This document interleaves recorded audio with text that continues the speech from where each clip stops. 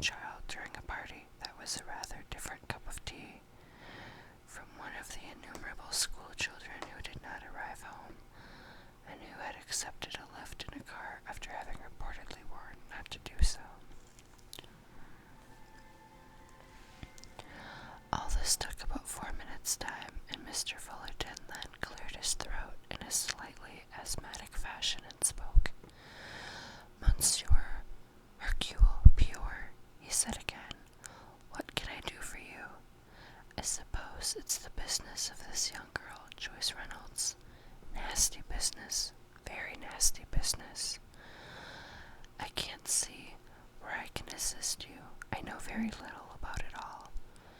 But you are, I believe, the legal advisor to the Drake family." "Oh, yes. Hugo Drake, poor chap, very nice fellow. I've known them for years. Ever since they bought apple trees and came here to live. Sad thing, polio. He contracted it when they were holidaying abroad one year. Mentally, of course, his health was quite unimpaired. It's sad when it happens to a man who has been a good athlete all his life, a sportsman, good at games and all. Yes, sad business to know you're a cripple for life."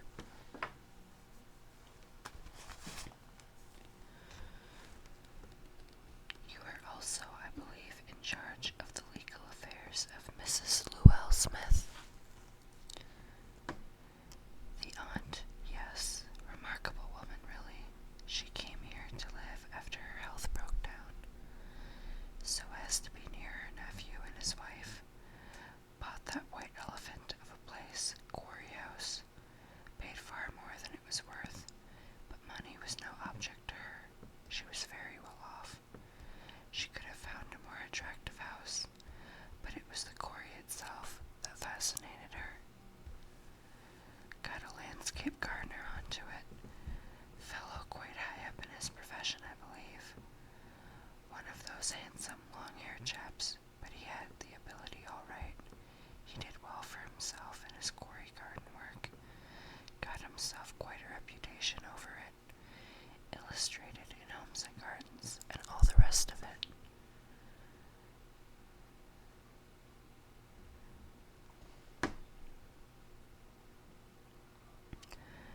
But I'm wondering a bit. Mrs. Llewellyn Smith died nearly 2 years ago, quite suddenly." Fullerton looked at Peor sharply. "Well, no, I wouldn't say that. She had a heart condition, and doctors tried to keep her from doing too much, but she was the sort of woman you couldn't dictate to. She wasn't a hypochondriac type." He coughed and said, "But I expect we are getting away from the subject about which you came to talk to me."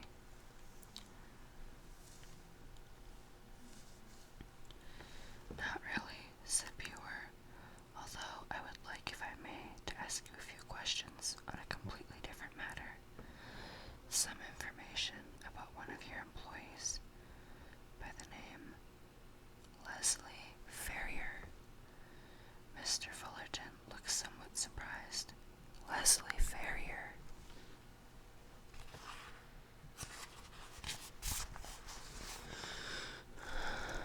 "Leslie Ferrier, let me see, really, you know, I'd nearly forgotten his name. He got himself knifed, didn't he? That is the man I mean. Well, I don't really know what I can tell you much about him. It took place some years ago. Knifed near the Green Swan one night. No arrest was ever made. I dare say the police had some idea who was responsible, but it was mainly, I think, a matter of getting evidence." "The motive was emotional?" inquired Pure. "Oh yes, I should think certainly. Jealousy, you know. He'd been going steady with a married woman. Her husband had a pub, the Green Swan at Woodley Common, unpretentious place. Then it seems young Leslie started playing around with another young woman, or more than one, it was said. Quite a one for the girls he was.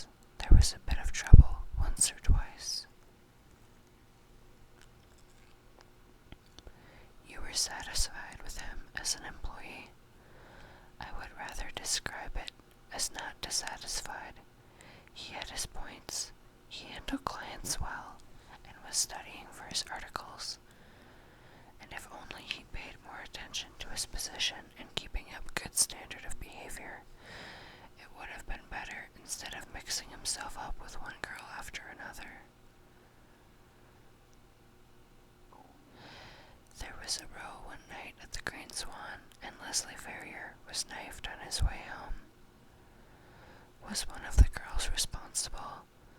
Or would it be Mrs. Greenswan, do you think? Really, it's not a case of knowing anything definite.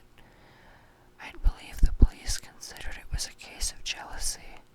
He shrugged his shoulders. But you're not sure? Oh, it happens, said Mr. Fullerton. Hell hath no fury like a woman scorned. That is always being quoted in court. Sometimes it's true. But I think I discern you yourself are not at all sure that was the case here. Well, I should have preferred rather more evidence, shall we say. The police would have preferred rather more evidence, too. Public prosecutor threw it out, I believe. It could have been something quite different. Oh yes, one could propound several theories.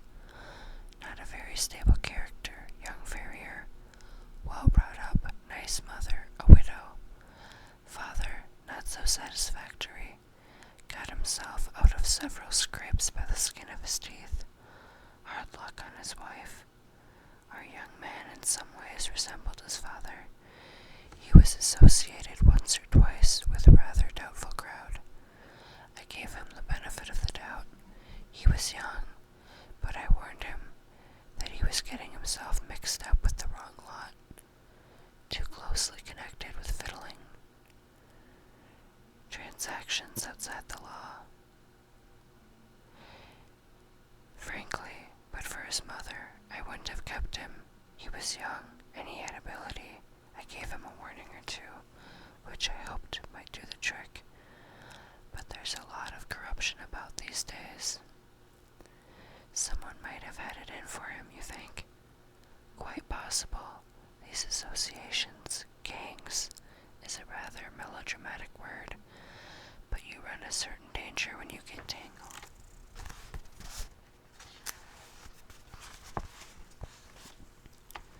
Up with them.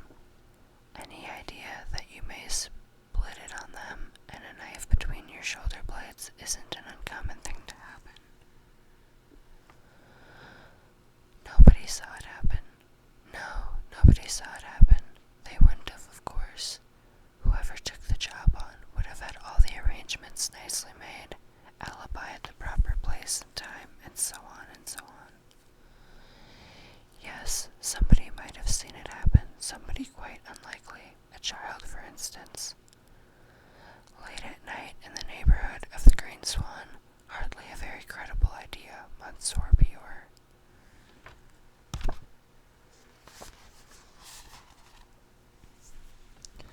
A child, persisted Bior. Who might remember a child coming home from a friend's house at some short distance, perhaps from her own home? She might have been coming by footpath or seen something from behind a hedge. Really, Monsieur Bior, what an imagination you have got. What you are saying seems to me most unlikely. It does not seem so unlikely to me, said Bior. Children do see things. They are so often, you see, not expected to be where they are. But surely, when they go home and relay what they have seen, they might not, said Bior. They might not, you see, be sure of what they had seen, especially if what they had seen had been faintly frightening to them. Children do not always go home and report a street accident they have seen, or some unexpected violence. Children keep their secrets very well. Keep them, and think about them. Sometimes they like to feel that they know a secret. They tell their mothers, said Mr. Fullerton. I'm not so sure of that, said Bior.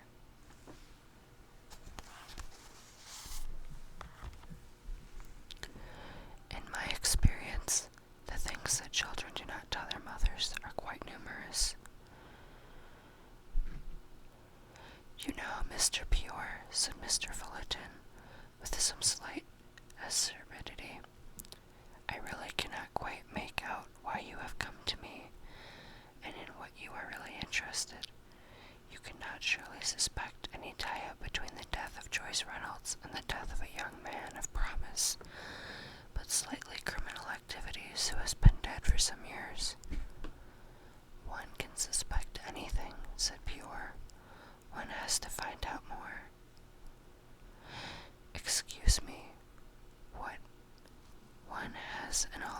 others dealing with crime as evidence. You have perhaps heard that the dead girl Joyce was heard by several witnesses to say that she had with her own eyes witnessed a murder. In a place like this, said Mr. Fullerton, one usually hears any rumor that may be going around. One usually hears it too, if I may add these words, in a singularly exaggerated form, not usually worthy of credence. That also, said Peor, is quite true. Joyce was, I gather, just 13 years of age. A child of 9 could remember something she had seen, a hit-and-run accident, a fight or a struggle with knives on a dark evening.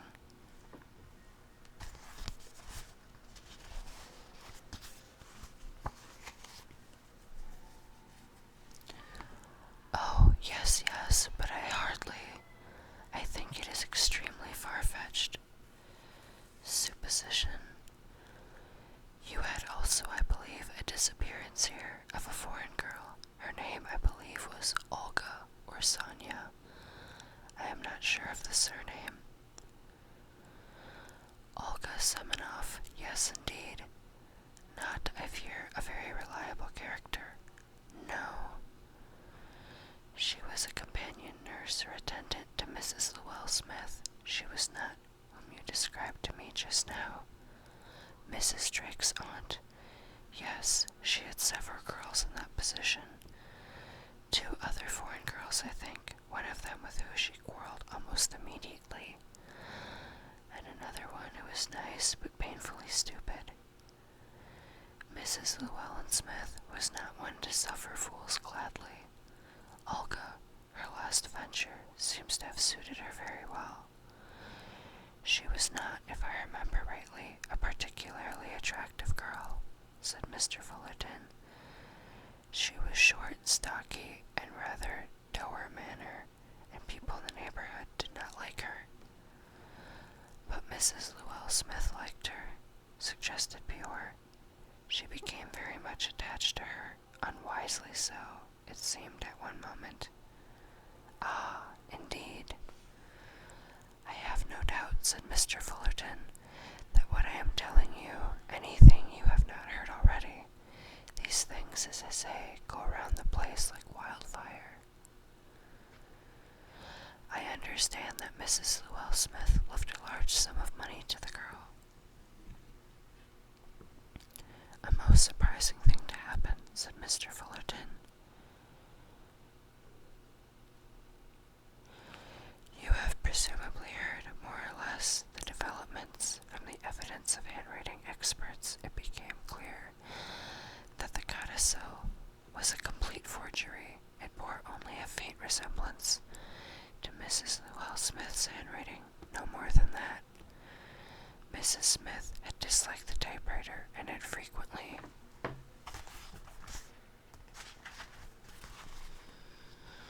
gotten Olga to write letters of a personal nature as far as possible, copying her employer's handwriting, sometimes even signing the letter with her employer's signature. She had plenty of practice in doing this. It seems that when Mrs. Llewell Smith died, the girl went one step further and thought that she was proficient enough to make the handwriting acceptable as that of her employer. But that sort of thing won't do with experts. No, indeed it won't. Proceedings were about to be taken to contest the document. Quite so. There was, of course, the usual legal delay before the proceedings actually came to court. During that period, the young lady lost her nerve and, well, as you said yourself just now, she disappeared. When Hercule Peor had taken his leave and departed, Jeremy Fullerton sat before his desk, drumming gently with his fingertips. His eyes, however, were far away, lost in thought. He picked up a document in front of him and dropped his eyes down to it, but without focusing his glance. The discreet buzz of the house phone caused him to pick up the receiver on his desk. Yes, Miss Miles, Mr. Holden is here, sir. Yes, yes, his appointment, I believe, was nearly 3/4 of an hour ago. Did he give any reason for having been so late? Yes, yes, I see. Rather the same excuse he gave last time. Will you tell him I've seen another client, and I am now too short on time? Make an appointment with him for next week, will you? We can't have this sort of thing going on. Yes, Mr. Fullerton. He replaced the receiver and sat looking thoughtfully down.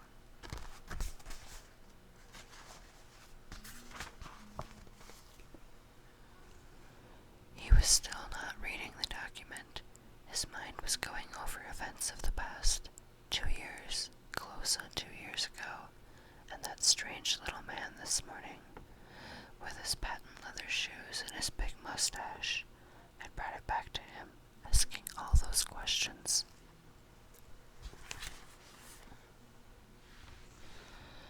Now, he was going over in his own mind a conversation of nearly 2 years ago. He saw again, sitting in the chair opposite him, a girl, short, stocky, olive brown skin, dark red mouth, heavy cheekbones,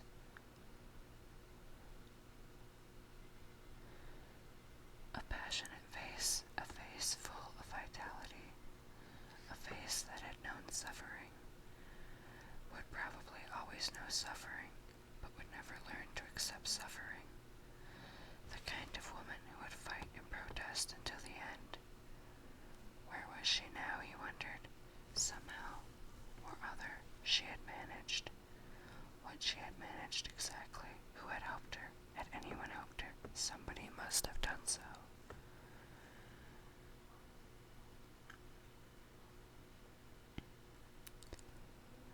Jeremy Fullerton was an upholder of the law. He believed in the law. He was contemptuous of many of the magistrates of today, with their weak sentences, their acceptance of scholastic needs, the students who stole books, the young married women who denuded their supermarkets, the girls who filched money from their employers, the boys who wrecked telephone boxes. None of them in real need, none of them desperate. Most of them had known nothing but overindulgence in bringing up a fervent belief.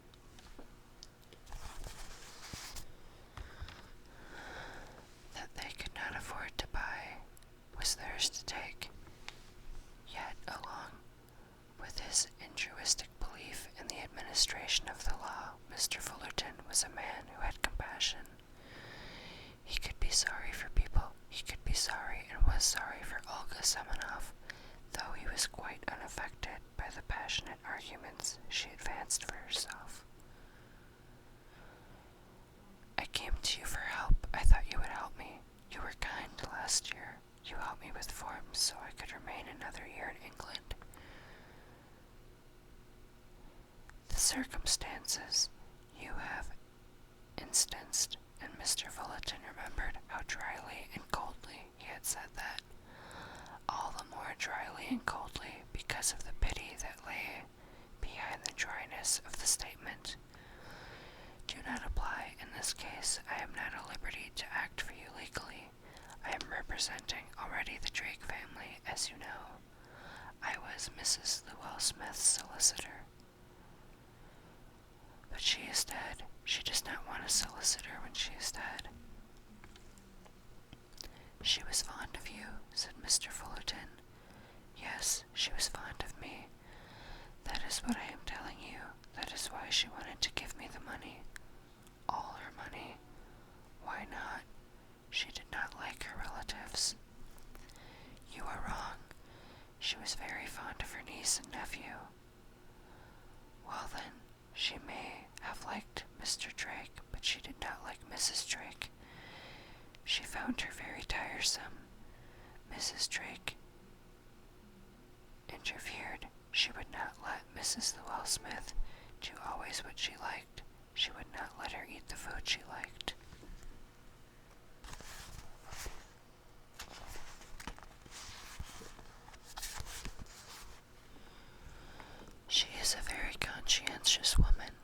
tried to get her aunt to obey the doctor's orders. People do not always want to obey a doctor's orders. They do not want to be interfered with.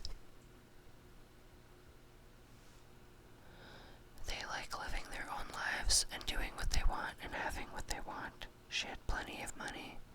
She could have what she wanted. She could have as much as she liked of everything. She was rich, and she could do what she liked with her money.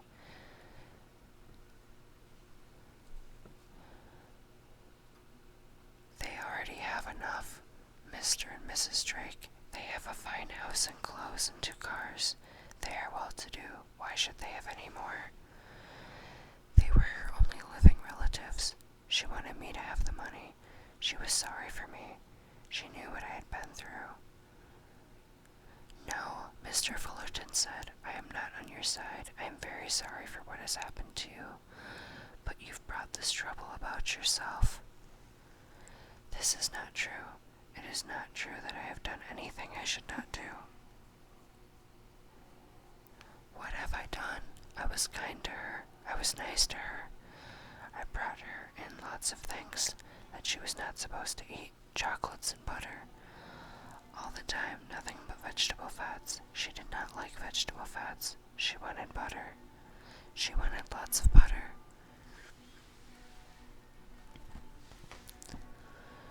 It's not just a question of butter, said Mr. Fullerton. I looked after her. I was nice to her, and so she was grateful.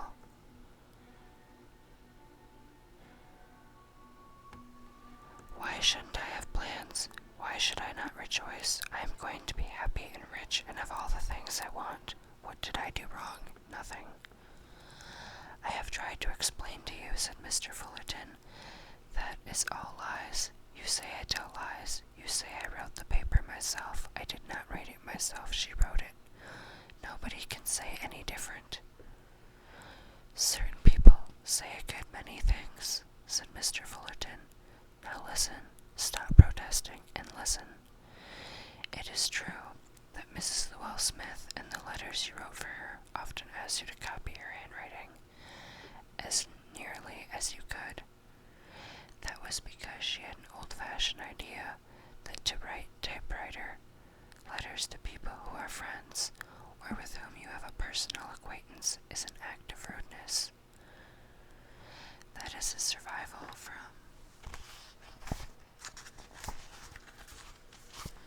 Victorian days. Nowadays, nobody cares whether they receive handwritten letters or typewritten ones. But to Mrs. Llewellyn Smith, that was a discourtesy. You understand what I am saying?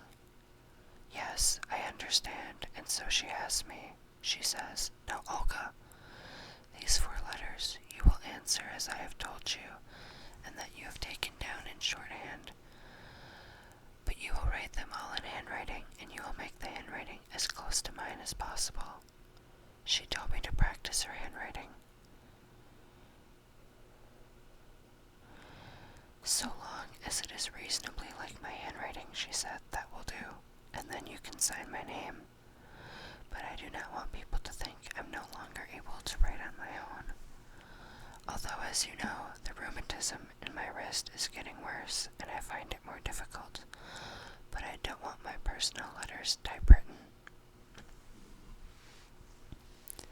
You could have written them in your ordinary handwriting, said Mr. Fullerton, and put a note at the end saying, per secretary, or per initials if you liked. She did not want me to do that. She wanted it to be thought that she wrote the letters herself.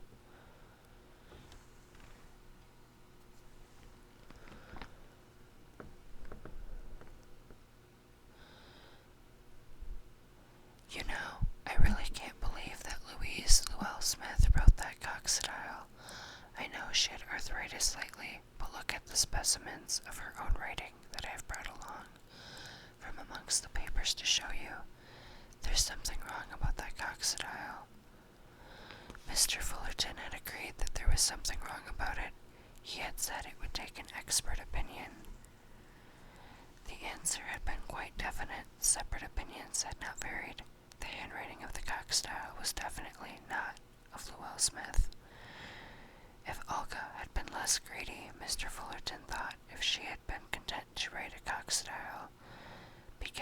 as this one had done. Because of this great care and attention to me and the affection and kindness she has shown me, that was how it had begun.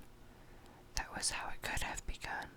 And if it had gone on to specify a good round sum of money left to the devoted au pair girl, the relatives might have considered it overdone, but they would have accepted it without questioning. But to cut out the relatives altogether, the nephew had been his aunt's residency, legatee in the last 4 wills she had made during a period of nearly 20 years, to leave everything to a stranger, Olga Semenoff, that was not Llewellyn Smith's character. In fact, a plea of undue influence could upset such a document anyway. No, she had been greedy. Possibly Miss Llewellyn Smith had told her.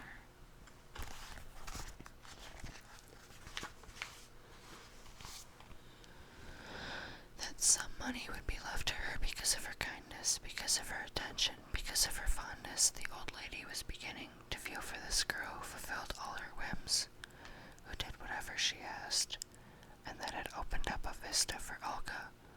She would have everything. The old lady should leave everything to her, and she would have all the money. All the money in the house, and the clothes and jewels, everything. A greedy girl. And now retribution had caught up with her. Everyone is against me, said Olga. Everyone. You are all against me. You are all not fair because I'm a foreigner, because I do not belong to this country, because I do not know what to say, what to do, because I do not really think there's anything much you can do, said Mr. Fullerton. Your best chance is to make a clean breast of things. If I say what you want me to say, it will be all lies. It's not true. She made that will. She wrote it down. She told me to go out of the room while the others signed it. There is evidence against you, you know. There are people who will say that Mrs. Llewellyn Smith often did not know what she was signing. Well then, she did not know what she was saying. My dear child, said Mr. Fullerton, your best hope is the fact that you are a first offender, that you are a foreigner, that you understand the English language only in a rather rudimentary form. In that case, you may get off with a minor sentence. Oh, words, nothing but words. I shall be put in prison and never let out again. Now you are talking nonsense, Mr. Fullerton said. It would be better if I ran away, so no one could find me. Once there is a warrant out for your arrest, you would be found. Not if I did it quickly, not if I went at once. Not if someone helped me, I could get away. I could put on a wig, I could learn to walk on crutches. Listen, Mr. Fullerton said, and he spoke with authority. I am sorry for you. I will recommend you to a lawyer who will do his best for you. You can't hope to disappear. You are talking like a child. I have enough money. And then she had said, you have tried to be kind. I believe that.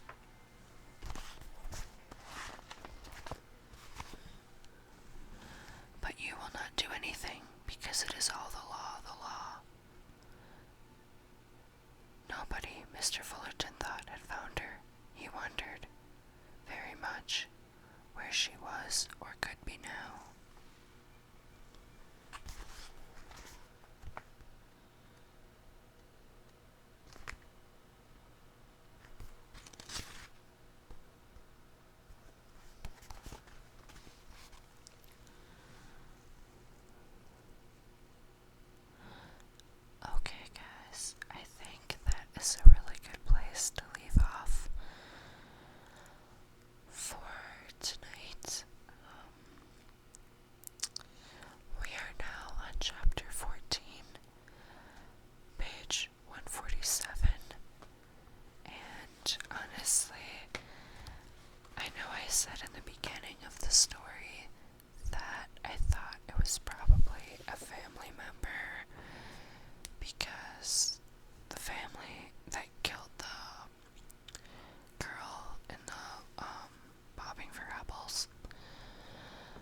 honestly, I'm starting to wonder now because that au pair girl sounds like a horrible person.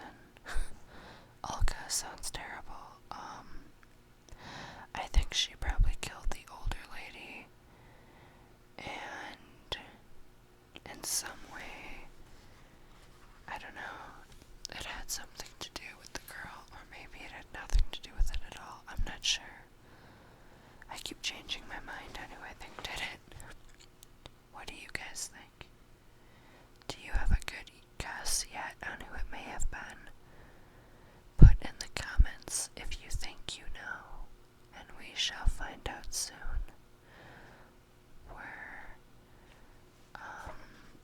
Let's see, where are we at?